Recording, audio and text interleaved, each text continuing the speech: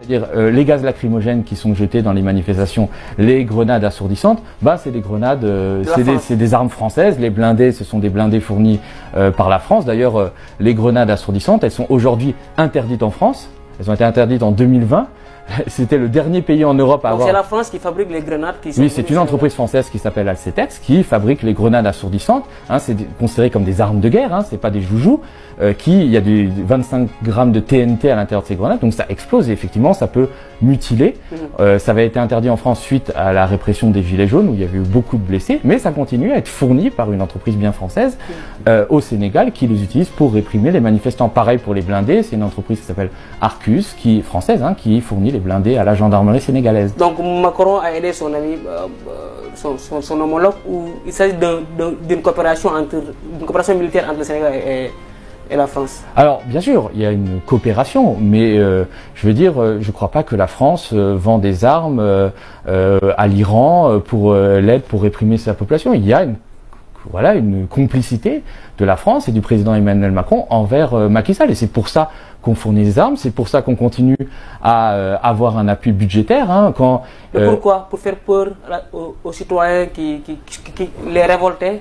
C'est pas seulement pour faire peur, c'est pour maintenir un système de domination néocoloniale, ce qu'on appelle la France-Afrique. C'est pour maintenir la France-Afrique, c'est-à-dire c'est pour maintenir l'influence de la France au Sénégal, parce que effectivement la France est en perte de vitesse en Afrique, dans ce qu'elle a longtemps considéré comme son précaré africain. On a décolonisé les pays africains, mais on a quand même maintenu une tutelle, qu'elle soit militaire, économique. Ça a continué pendant des années, et il y a des pays qui commencent à s'en émanciper, et il y a d'autres puissances qui veulent concurrencer la France sur le terrain africain. On pense à la Russie, on pense à la Turquie, et la Chine. Et évidemment, la France a peur, perd de l'influence. Effectivement, elle s'est fait chasser du Mali, du Burkina, du Niger.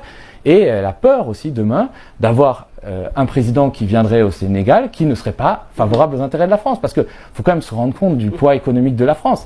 Les entreprises françaises font 3 milliards d'euros, donc de 2000 milliards de francs CFA, si je ne me trompe pas, de chiffre d'affaires par an.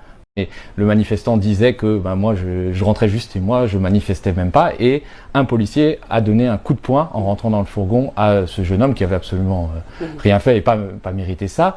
Et donc je filmais la scène et j'ai dit mais ça c'est une violence inacceptable. Et à ce moment-là, il y a le supérieur du policier qui avait violenté le manifestant qui m'a appelé, qui m'a dit de venir. Donc moi je suis venu le voir et il m'a dit faut pas publier ça. Le chef de la police? Ouais, je sais pas si c'était le chef, en tout cas. Il t'a dit de ne pas publier la vidéo? Il m'a dit de ne pas publier en gros ce que tu viens de filmer, et je lui ai dit mais votre collègue il a frappé un manifestant, et il me répond non, il l'a pas frappé. Alors je lui demande mais pourquoi vous voulez m'empêcher de publier la vidéo? Et à ce moment-là il m'a donné une tape sur l'épaule et puis il m'a renvoyé parce que moi je suis journaliste et bien sûr que je respecte la souveraineté du Sénégal, mais on est avant tout des êtres humains, et voir une personne se faire violenter par la police quoi qu'il ait fait, et pour moi inacceptable. Et donc je disais simplement aux policiers que c'était pas normal de violenter un manifestant, et si demain il y avait des journalistes sénégalais qui étaient en France, ils pourraient tout à fait le dire, parce que nous aussi en France on connaît des violences policières et parfois les manifestants souffrent de l'action de la police. Donc on pourrait le... Et le manifestant disait que moi je rentrais juste et moi je manifestais même pas, et un policier a donné un coup de poing en rentrant dans le fourgon à ce jeune homme qui avait absolument rien fait et pas mérité ça. Et donc je filmais la scène et j'ai dit mais ça c'est une violence inacceptable. Et à ce moment-là, il y a le supérieur du policier qui avait violenté le manifestant qui m'a appelé, qui m'a dit de venir. Donc moi je suis venu le voir et il m'a dit faut pas publier ça.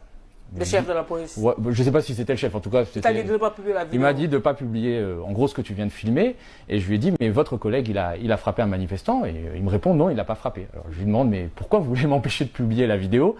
Et à ce moment-là il m'a donné une tape sur l'épaule et puis il m'a renvoyé parce que moi je suis journaliste et bien sûr que je respecte la souveraineté du Sénégal, mais on est avant tout des êtres humains, et voir une personne se faire violenter par la police quoi qu'il ait fait est pour moi inacceptable. Et donc je disais